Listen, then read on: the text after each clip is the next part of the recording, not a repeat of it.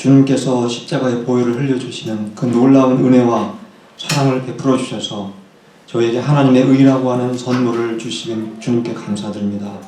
저희를 하나님의 자녀로 삼아주신 하나님께 이 시간 감사와 또 찬양과 영광을 올려드립니다. 우리가 아직도 여전히의 삶이 아니라 그러나 이제는이라고 하는 새로운 변화된 삶을 살아갈 수 있도록 저희들 인도해 주심을 감사드립니다.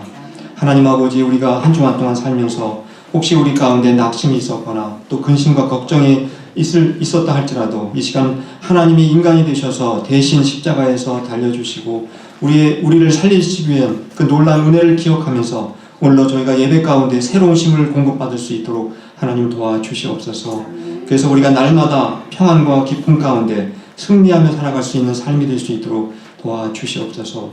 하나님, 이 시간 우리의 또한 삶을 되돌아봅니다.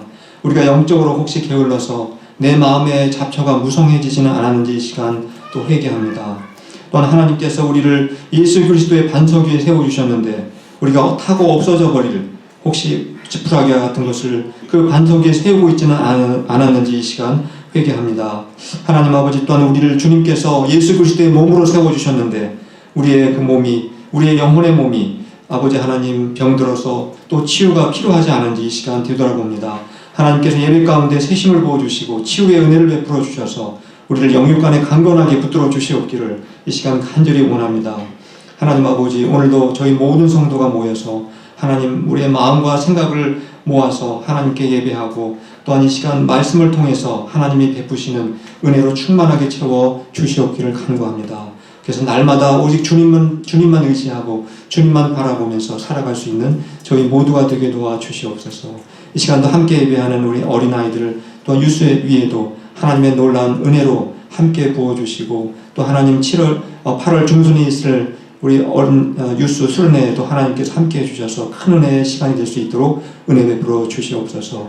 모든 예배의 시간을 주님께 의지하며 예수 그리스도의 이름으로 기도합니다. 아멘. 이 시간 하나님께서 우리에게 주시는 말씀 같이 공독하도록 하겠습니다. 로마서 3장 23절에서 26절까지 말씀 우리 다 함께 일어나셔서 한 절씩 교독하도록 하겠습니다. 로마서 3장 23절로 26절입니다. 제가 먼저 읽도록 하겠습니다. 모든 사람이 죄를 범하였음에 하나님의 영광에 이르지 못하더니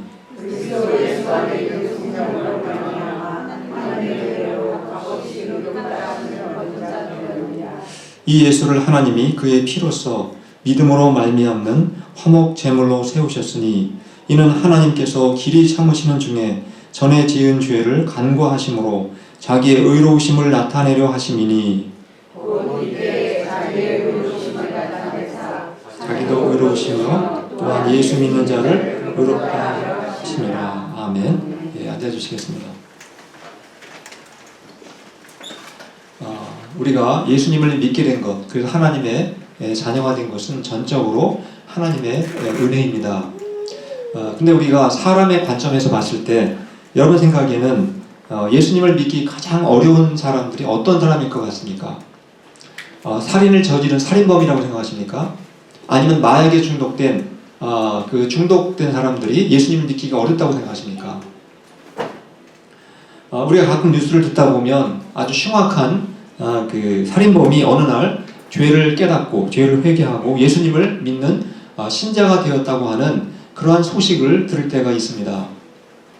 지금도 사람들의 기억 속에 남아 있습니다만 혹시 여러분 중에서 고재봉이라는 사람을 기억하실지 모르겠습니다. 그는 도끼로 일가족 6명을 죽인 정말 흉악한 살인을 저지른 살인범이었습니다. 그런 사람이 과연 예수님을 쉽게 믿을 수 있겠습니까? 그런데 어느 목사님께서 옥중에 찾아가셔서 고재봉에게 전도를 했습니다. 전도를 받은 고재봉은 예수님을 믿고 기독교 신자가 되었습니다.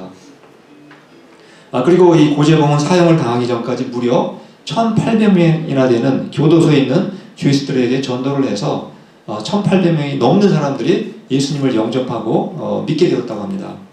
그리고 고재봉은 마지막에 사형을 당할 때 하나님을 찬양하면서 그렇게 기쁨 가운데 죽었다는 것입니다. 어찌 보면 그 고재봉은 너무나 큰 죄를 지었기 때문에 예수님을 믿기가 정말 어렵다고 생각이 될 때가 있습니다. 그런데 반대로 그는 너무나 큰 죄를 지었기 때문에 내가 죄인이구나 하는 사실을 너무나 쉽게 또 그는 깨달을 수 있었다라고 생각을 합니다. 그렇다고 여러분들이 일부러 큰 죄를 지을 필요는 없는 것입니다. 그러면 이렇게 흉악한 살인범도 믿는 그 예수님을 어떤 사람들이 가장 믿기가 어려울 것 같습니까? 제가 읽었던 책 중에 이만재 씨라고 하시는 분이 막전엔 찐빵이라고 하는 그런 그 신앙 서적을 그분이 썼는데 그 책을 읽었던 기억이 납니다. 그 책에 의하면 그분이 말씀하기를 정말 예수님 믿기 힘든 사람은 자기처럼, 그 책을 쓴 사람입니다, 자기처럼 자수성가한 사람이다 이렇게 고백을 했습니다. 자수성가한 사람이 어떤 사람을 말하는 것입니까? 자수성가한 사람이라는 것은 부모나 남의 도움을 받지 않고 자기 힘으로 성공한 사람을 우리가 보통 자수성가했다 이렇게 말합니다. 대표적인 사람이 있다면 누구이겠습니까? 삼성을 처음 만든 이병철 씨라든가 또 현대를 처음으로 세운 정주영 씨 같은 사람들을 일컬어 자수성가했다 이렇게 우리가 부를 수가 있습니다. 근데 이렇게 자수성가한 사람들이 가장 싫어하는 것이 있습니다. 무엇일 것 같습니까? 그들은 땀 흘리지 않고 수고하지 않고 노력하지 않고 공짜로 아무런 대가도 치우지 않고 성공하려고 하는 사람들, 이런 사람들을 가장 싫어하고 그런 사람들을 미워한다는 사실입니다. 그럼 이렇게 자수성가한 사람들이 예수님을 믿기 어려운 이유가 무엇이겠습니까? 제가 이 이유를 설명드리기 위해서 지난주에 보여드렸던 도표를 잠깐 다시 한번 보여드리도록 하겠습니다. 지난주 설교를 듣지 못하신 분들은 이 도표 하나로 모든 설교의 내용을 핵심을 파악할 수가 있게 될 것입니다. 지난주에 말씀드렸듯이 맨 왼쪽에 있는 것은 여러분이 살고 있는 집이 아니라 바로 하나님이 계신 천국을 저렇게 제가 도표로 그린 것입니다. 바로 우리가 천국에 들어가기 위해서는 출입증이 필요하다고 했습니다. 근데 그 출입증이 성경에서는 하나님의 의라고 이렇게 말씀한다고 말씀을 드렸습니다. 바로 우리가 하나님의 의라고 하는 출입증이 있어야만 우리가 천국에 들어갈 수 있다 이런 말씀을 드렸습니다. 그런데 이 출입증을 얻기 위해서는 두 가지 방법이 필요하다고 말씀드렸습니다. 어떤 방법이 있다고 했습니까? 바로 첫 번째 맨 오른쪽에 있습니다. 율법에 의한 방법이 있고, 두 번째는 바로 믿음으로 우리가 천국에 들어갈 수 있는 출입증을 얻을 수 있다 이렇게 말씀을 드렸습니다. 그럼 첫 번째, 우리가 율법을 통해서 천국에 들어갈 수 있다는 말은 무슨 뜻이겠습니까? 이것을 쉽게 설명드린다면 바로 인간의 땀과 수고와 노력을 통해서 내가 천국에 가겠다 이런 의미인 것입니다. 즉 천국에 들어가기 위해서 나름대로 열심히 착한 일도 행하고 또 율법을 철저하게 지켜서 땀을 흘리고 수고하고 노력을 다하는 것을 바로 율법을 통해서 천국에 들어가는 것을 의미하는 것입니다. 그 결과 바로 하나님의 의라고 하는 천국 출입증을 얻을 수 있다. 이것이 이론적으로는 틀린 말이 아니다라고 말씀드렸습니다. 정말 이 땅에 이런 사람들이 있다면 이런 사람들은 자기의 노력의 대가로 출입증을 얻었기 때문에 큰 자부심을 갖게 될 것입니다. 또 모든 성공이 자신의 노력의 결과에 따라서 따라온 것이기 때문에 이러한 사람들은 누구에게도 감사하지 않게 될 것입니다. 감사를 한다면 자기 자신에게 아마 감사할 것 같습니다. 두 번째, 우리가 천국에 들어가기 위해서 하나님의 의라고 하는 출입증이 필요하다고 했는데 두 번째 방법은 바로 믿음을 통해서 들어가는 방법이라고 했습니다. 율법과 달리 인간의 땀과 수고와 노력이 전혀 필요 없는 방법이라고 말씀드렸습니다. 여러분들이 예수님을 믿으실 때 처음에 땀을 흘리고 노력하고 수고하셨습니까? 내가 예수님을 믿는다는 것은 내 마음 안에서 일어나는 하나의 반응이기 때문에 내가 일부러 땀을 흘리고 수고하고 노력하지 않습니다. 내 마음으로 믿는 것입니다. 자신이 아무런 노력도 없이 바로 공짜로 천국 출입증인 하나님의 의를 우리가 얻었기 때문에 우리는 결코 자부심을 가질 수가 없다는 사실입니다. 우리는 이러한 사실을 기억할 때마다 너무나 황송한 마음을 갖게 됩니다. 아무런 노력도 없이 그냥 하나님으로부터 선물을 받았기 때문에 하나님께 그저 감사한 마음밖에 없다는 사실입니다. 그래서 우리가 믿음을 통해서 천국 출입증을 얻는 방법을 뭐라고 했습니까? 두 글자로 복음이라고 했습니다. 바로 복음이 믿음으로 하나님 나라에 들어갈 수 있는 방법이라고 말씀드렸습니다. 따라서 자수성가한 사람들의 입장에서 보면 이 복음의 내용을 듣게 되면 도저히 이해가 안 되는 것입니다. 이 세상에서도 성공하려면은 땀을 흘려야 되고 수고를 해야 되고 노력이 필요한데 어떻게 천국에 들어가기 위해서 인간적인 어떠한 노력도 필요 없이 그냥 쉽게 들어갈 수 있느냐, 도저히 말이 되지 않는다, 이렇게 생각을 한다는 것입니다. 그래서 살인범은 예수님을 쉽게 믿을 수 있지만 자수성가한 사람들은 예수님 믿기가 너무나 어렵다는 사실입니다. 그런 의미에서 이 자리에 계신 분들 중에 자수성가하신 분이 많으심에도 불구하고 이렇게 예수님을 믿고 이 자리에 나오신 것은 기적 중에 기적이라고 볼 수밖에 없다는 사실입니다. 그런데 우리가 이 하나님의 의라고 하는 천국 출입증을 공짜로 아무런 대가도 지불하지 않고 얻게 되었다 할지라도 우리가 반드시 잊어서는 안 되는 중요한 사실 한 가지가 있습니다. 바로 인간의 편에서 보면 우리가 공짜로 아무런 대가도 치르지 않고 수고도 하지 않고 땀도 흘리지 않고 하나님의 의를 얻은 것 같지만 하나님의 입장에서 봤을 때는 그렇지 않다는 사실입니다. 우리가 로마서 3장 25절 말씀을 다 함께 읽어보도록 하겠습니다. 앞에 스크린 보시고 같이 읽도록 하겠습니다. 시작. 이 예수를 하나님이 그의 피로써 믿음으로 말미암는 화목제물로 세우셨으니, 죄인이 단지 믿음으로 아무런 대가를 치르지 않고 천국 출입 중인 바로 하나님의 의를 얻을 수 있게 된 이유는 하나님 편에서 봤을 때에는 엄청난 노력과 대가를 치르셨기 때문에 가능하게 되었다는 사실입니다. 좀 더 쉽게 말씀드리면 하나님의 아들이신 예수님이 화목제물로 바쳐졌기 때문에 인간은 아무런 대가를 지불하지 않고도 땀을 흘리지 않고 수고하지 않고 노력하지 않고 공짜로 얻을 수가 있게 되었다는 말씀인 것입니다. 방금 읽은 말씀에서 특별히 화목제물, 제가 노란 색깔로 표현해 놨습니다. 저 단어에 집중 한번 해보시기를 바랍니다. 구약시대 때에는 제물을 바칠 때 여러 가지 종류의 제물이 있었습니다. 다 기억하시겠지만 번제물이라는 제물도 있었습니다. 그리고 속죄제물도 있었고 속건제물도 있었고 소제물이라는 제물도 있었습니다. 여러 종류의 제물이 있었는데 방금 읽으신 말씀을 보시면 예수님은 어떤 제물이라고 말씀하고 있습니까? 예수님은 화목제물로 바쳐진 분이다, 이렇게 말씀하고 있습니다. 특별히 화목제물이라는 단어 중에서 화목, 이 두 개의 글자를 좀 더 집중해 보시기 바랍니다. 우리가 화목이라는 단어를 사용할 때 언제 사용합니까? 적어도 서로 관계를 맺고 있는 두 사람이 있을 때, 두 당사자가 있어야만 화목이라는 말이 성립이 되는 것입니다.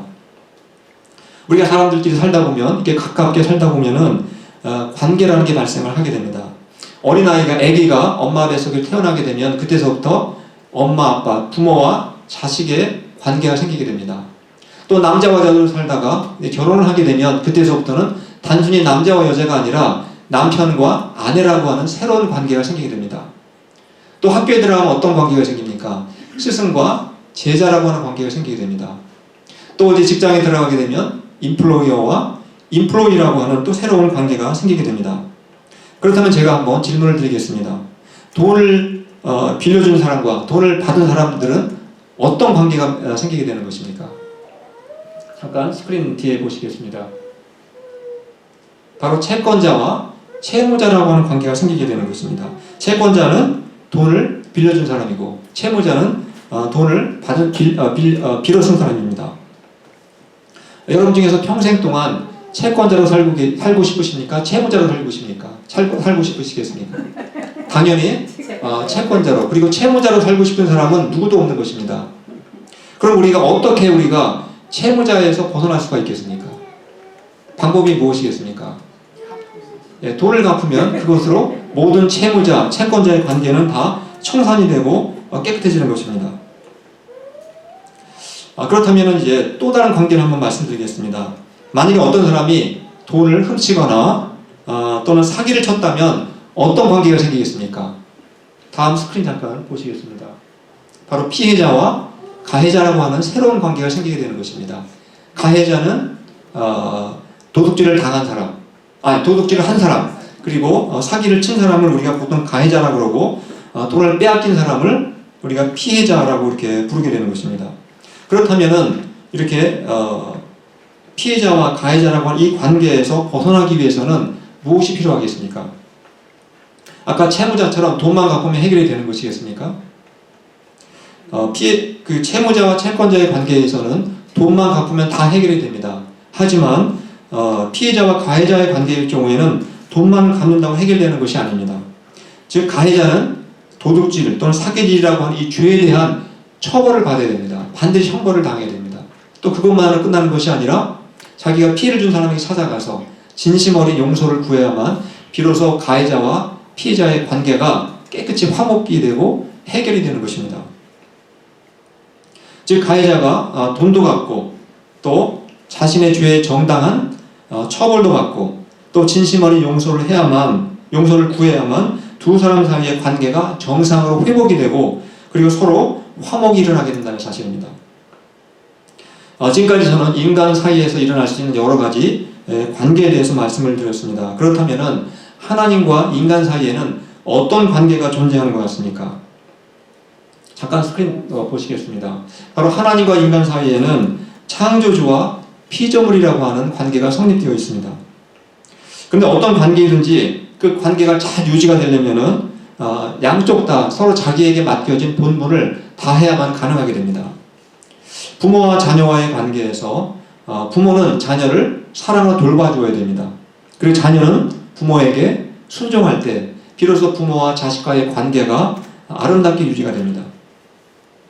또 창조주인 하나님과 피조물인 바로 인간과의 관계도 마찬가지라는 사실입니다. 창조주이신 하나님께서는 인간을 사랑으로 돌봐주고 계십니다. 지금도 여전히 그렇게 하고 계십니다. 그러나 피조물인 인간은 또 창조주신 하나님을 경배하고 그분의 말씀에 순종할 때 비로소 창조주와 피조물의 관계가 아름답게 유지가 되는 것입니다. 그런데 창조주이신 하나님과 피조물인 인간과의 관계가 어떻게 되었습니까? 바로 인간이 범죄함으로 말미암아 하나님과 인간 사이의 관계가 깨어지고 말았습니다. 바로 이러한 상황을 이사야는 너무나 정확하게 우리에게 말씀을 통해서 설명해 주고 있습니다. 이사야서 59장 2절 말씀을 제가 한번 읽어드리도록 하겠습니다. 오직 너희 죄악이 너희와 너희 하나님 사이를 갈라놓았고 너희 죄가 그의 얼굴을 가리어서 너희에게서 듣지 않으시게 함이니라. 인간이 경배의 대상인 바로 창조주 하나님께 불순종하고 또 심지어 반역하고 또 대적하는 죄를 짓게 되자 창조주 하나님과 피조물 사이의 관계가 어떻게 되었다고 했습니까? 사이가 갈라지게 되었다. 다른 말로 하면 관계가 깨어지게 되었다. 이런 말씀인 것입니다. 따라서 바로 하나님과 인간 사이에 무엇이 필요하게 된 것입니까? 서로 화목이 필요하게 된 것입니다. 화해가 필요하게 된 것입니다.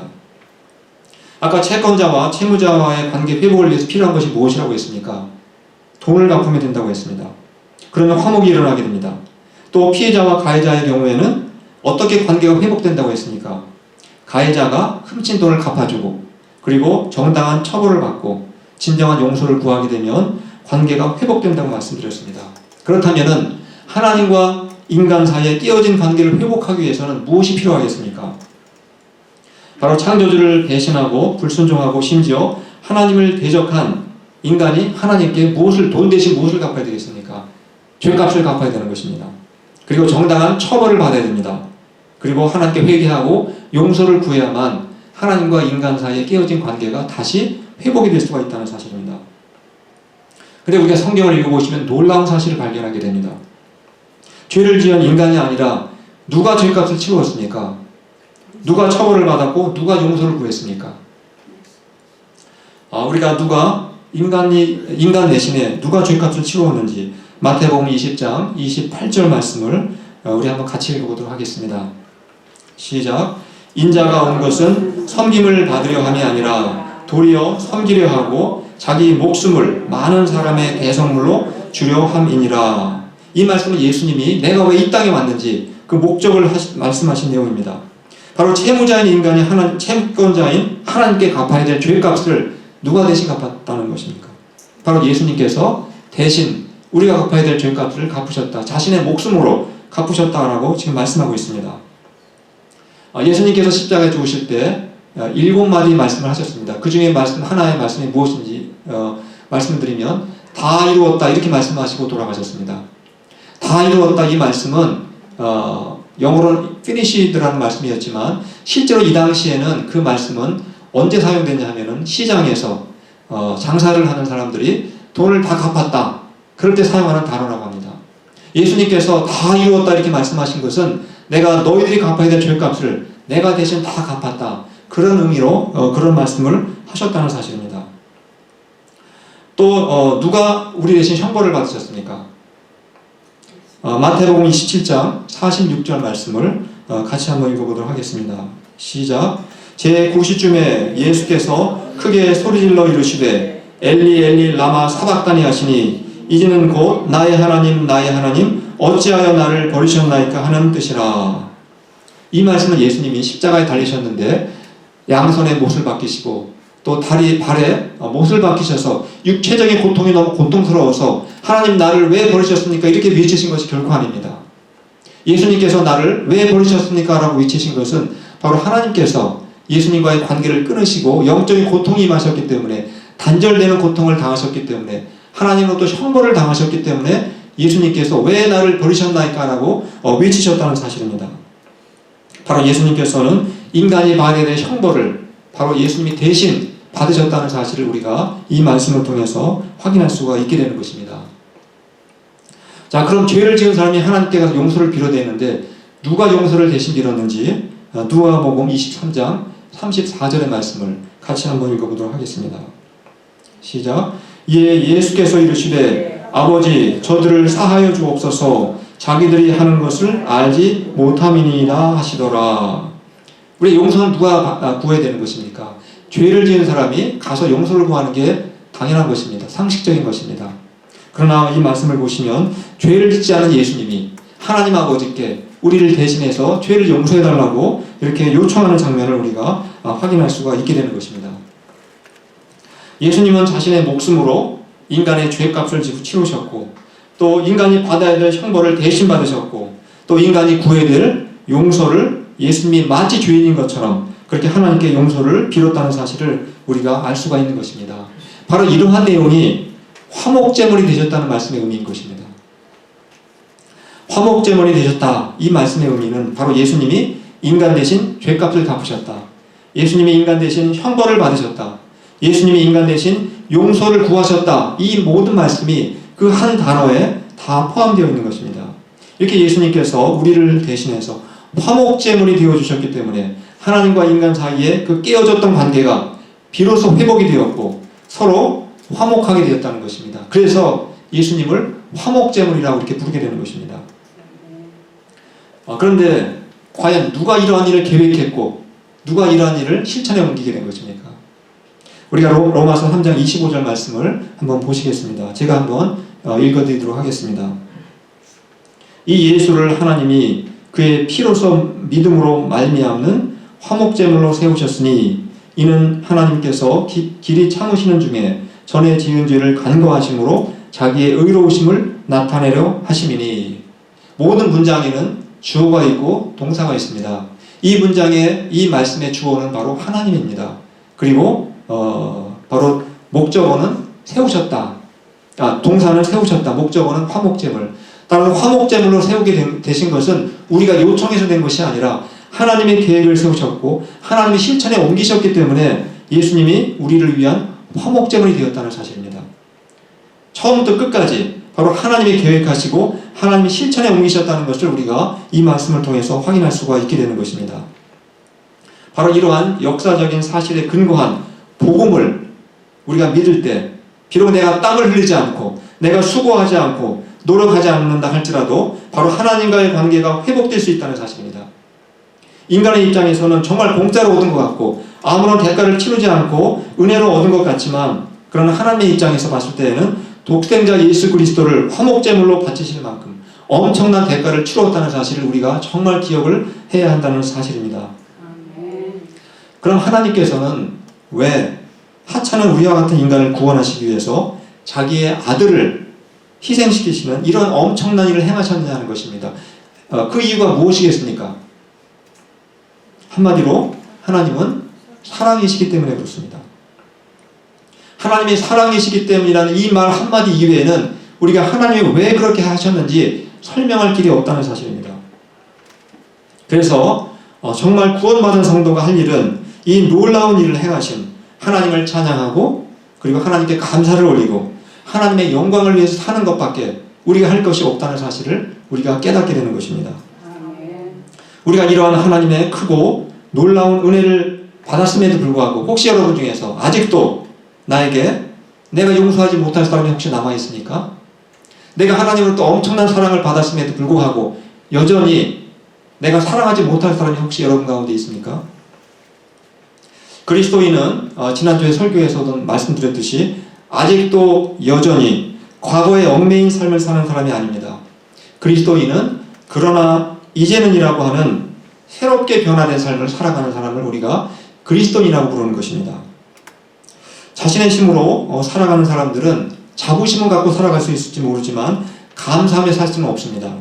그러나 하나님께서 엄청난 대가를 지불하셨다는 사실을 믿는 신자들은 자부심으로 사는 사람들이 아니고 오직 감사한 마음으로 겸손한 마음으로 살아가는 사람들인 것입니다. 또 하나님은 우리 믿는 신자들이 이제는 예수님처럼 우리도 화목제물의 역할을 감당하며 살기를 원하신다는 사실입니다. 그래서 불신이 있고 불만이 있고 갈등이 있고 미움이 있고 절망이 있는 곳에 우리 그리스도인들을 통해서 믿음이 심어지고 감사와 화목과 사랑과 소망이 넘치는 곳으로 바꿔가기를 원하신다는 사실을 우리가 또 깨달아야 됩니다. 저는 저희 모두가 정말 하나님과 나와의 깨어진 관계를 회복시키시려고 예수님을 화목제물로 보내주신 그 하나님의 크고 놀라운 사랑을 날마다 기억하시면서 이제는 우리가 용서와 사랑을 실천하는 정말 화평케 하는 사람으로 피스메이커로 살아가실 수 있기를 간절히 축원합니다. 아멘. 이 시간 말씀을 기억하시면서 우리 잠깐 통성으로 기도하는 시간 갖도록 하겠습니다. 우리 전도사님의 기타 반주에 맞춰서 우리 같이 기도하는 시간 잠깐 갖도록 하겠습니다. 우리가 하나님의 의라고 하는 이 천국 출입증을 믿음으로 우리는 아무런 대가를 치르지 않고 얻게 되었다 이런 말씀을 드렸습니다. 그러나 하나님 편에서는 놀라운 독생자 예수 그리스도를 화목제물로 세우시는 엄청난 대가를 지불하셨다고 말씀을 드렸습니다. 우리가 이러한 놀라운 하나님의 은혜와 사랑을 기억하며 혹시라도 나에게 아직도 용서하지 못할 사람이 남아있는지 아직도 사랑하지 말아야 될 사람이 남아있는지 한번 자신을 돌이켜보시기 바랍니다. 이제는 날마다 하나님의 은혜와 사랑에 감사하며 우리도 세상 속에서 이제는 화목제물처럼 살아가면서 용서와 사랑을 실천하는 피스메이커로 살아가게 해달라고 다 함께 기도하시겠습니다. 기도하겠습니다. 하나님 아버지, 이 시간 우리가 예수 그리스도께서 우리를 대신하여 화목제물을 되어주심을 감사를 드립니다. 하나님 아버지, 하나님께서 우리를 화목제물로 삼아주신 것은 오직 우리를 사랑하셨기 때문이라고 말씀하셨습니다. 하나님의 큰 놀라운 사랑을 기억하고 날마다 이제는 주님이 사랑을 실천하고 감사하며 화목된 화평제물로 살아가시며 하나님 도와주시옵기를 아버지 하나님 관계를 기도합니다. 하나님 아버지 역사를 주시옵소서. 하나님의 은혜와 사랑을 기억하는 관계를 주시고 오직 용서와 오직 사랑을 베풀며 살아갈 수 있도록 주님 인도해 주시옵기를 아버지 하나님 함께 기도합니다. 아버지 하나님 인도해 주시옵소서. 하나님께서 우리를 수고히 하고 놀라운 은혜를 베풀었습니다. 하나님 감사하자. 불평 불만을 빠지지 않으시고 항상 하나님의 은혜를 기도하고 감사하며 살아갈 수 있도록 저희들에게 도와주시옵소서. 아버지 하나님 복음의 말씀을 우리의 가슴에 새기고 하나님 앞에서 살아갈 수 있도록 도와주시옵소서. 하나님 아버지 인도해 주시옵소서. 하나님 아버지, 이 시간 다시 한번 우리가 땀과 수고와 노력의 결과가 아니라 오직 믿음으로 하나님의 의라고 하는 천국 출입증을 얻게 하신 하나님께 감사와 찬양과 영광을 올립니다. 비록 믿음으로 또 은혜로 하나님의 의를 얻게 되었지만 하나님은 독생자 예수 그리스도를 화목제물로 세우시는 엄청난 대가를 지불하셨다는 사실을 다시 한번 기억합니다. 이런 하나님의 크고 놀라운 은혜와 사랑을 기억하며 저희들도 용서와 사랑을 베푸는 삶을 살기를 원합니다. 또한 불신과 불만과 갈등과 미움과 절망이 있는 곳에 저희 믿는 신자들을 통해서 믿음과 감사와 화목과 사랑과 소망이 넘치는 곳으로 바꾸는 피스메이커로 살아갈 수 있도록 힘과 능력을 더하여 주시옵소서. 물론 저희에게 물질과 또 시간과 은사를 선물로 주신 주님께 감사드립니다. 주님이 주신 귀한 것들을 화목제물이 되어주신 예수 그리스도의 복음을 전파하며 화평케 하는 자, 또 피스메이커로 살아갈 수 있도록 또 그렇게 그런 일에 사용할 수 있도록 도와주시옵소서. 예수 그리스도의 이름으로 감사하며 기도합니다. 아멘.